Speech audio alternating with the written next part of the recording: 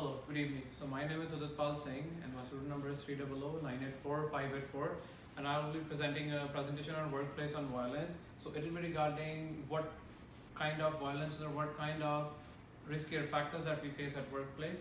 So basically it's about violence. So what happens is during sometimes at workplace we think of the atmosphere to be very pleasant or to go according to our needs or according to our requirements that we wish for, but in real life or on the present situation, it acts as a counterpart of it. Whenever we enter a workplace, we realize the pros and cons in practical life after entering into that workplace instead of thinking of them sitting behind at a remote access. So the introduction of workplace violence is workplace violence or occupational violence is violence that can affect and risks the safety of employers, or taking example of myself, if I work there as an employer or as an employee there, that works in an institution and that is contributed by many factors. So there are 5 types of work violence that we will be talking about. One is type 1 criminal intent, second is customer or client related, then third is worker to worker conflicts, and then comes domestic violence, and one is ideological violence where ideologies do not match. So now the research analysis that I did is on the basis of a survey conducted in Nova Scotia, where Francis and Calloway, below was a distribution of the pie charts of the types of violences that employees suffered. In the first, you will be seeing about the sales that at 21% of respondents reported. So if we see, so 25% of it is by HIT, kicked and punched due to the escalated problems, and others are followed by that. Objects thrown are 43%, and threatening and physical assaults are 35%, and to be threatened with a weapon or 7%.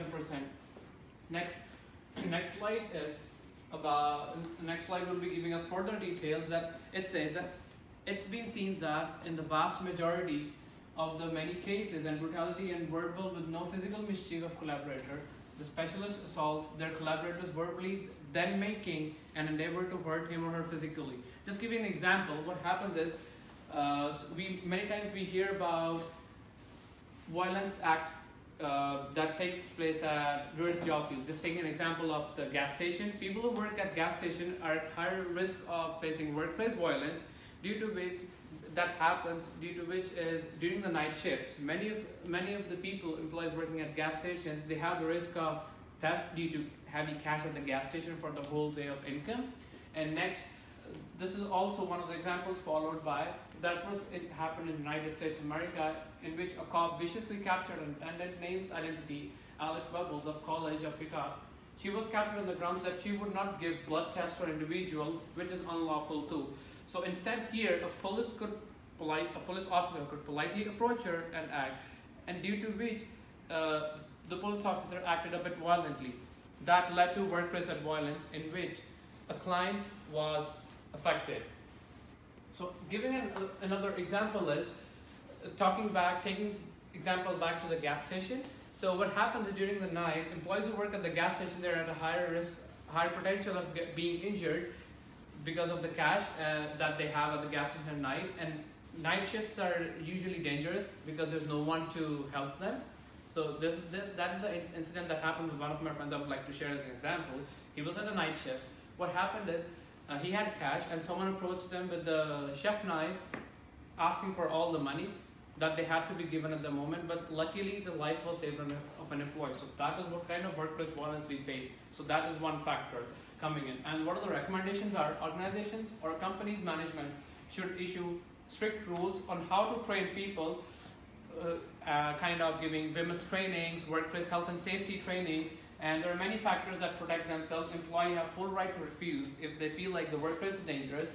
They have full rights to ask the management to organize an event for health and safety for them, to giving them the training. An employee also has full right to tell their supervisor or manager about the risks that they face or they see that might be coming up as a potential risk later ahead of time.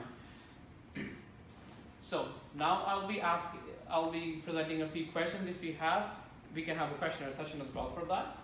I'll be following up ahead. Questions, please.